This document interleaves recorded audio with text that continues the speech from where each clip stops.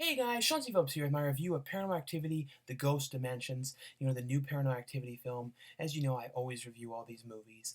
Wanted to see this one. The last one, the marked ones, I thought was okay. Went a different direction. This one's going kind of back to what it was, the films before The Ghost Dimension, the same kind of stuff. And this movie also has gotten a really, really weird release. It's only playing at like AMC's and a couple like select theaters, and from what I've heard too, it's going to be like going on video on demand or something like that in the next couple weeks. So a lot of theaters apparently boycotted or something like that. Didn't want to actually put it in theaters.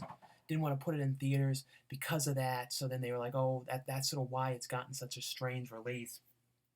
But it was okay.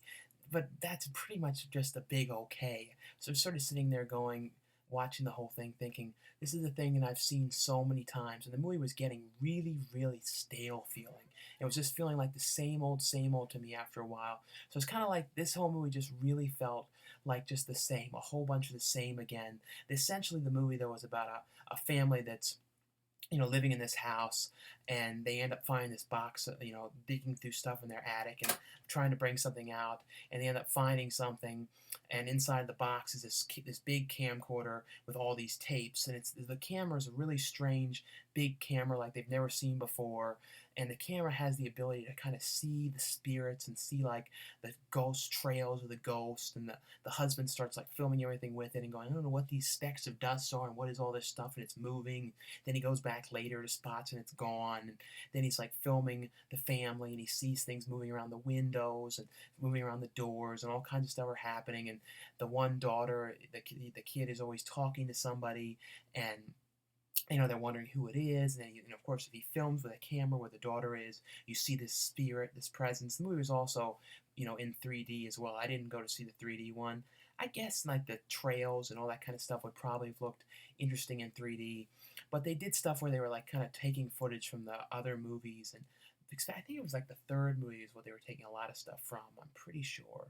The second or the third one with the kids, the two sisters, and they were having like the sisters now, and the videotapes that they were watching, the girl was like in this like kind of seance thing or something was going on, and she was like saying that she sees people, and she was seeing the people, the two brothers that found the tapes watching it, and that's essentially what it was. The movie wasn't very scary. There's some kind of jump scares and stuff, but overall, I did not love this movie at all.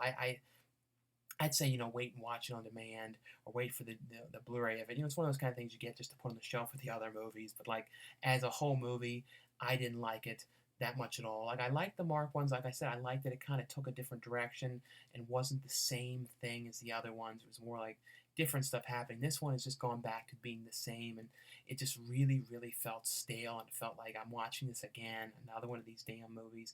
And that's kind of the vibe of what this one was. And from what I've heard, this is going to be the last one. At least that's what is being said about it. And I'm kind of like, well, it's to the point of I'm kind of like I'm kind of done with these movies, to be honest. I would, let me know, guys, what you guys saw of the movie if you saw it. What was your take with the movie?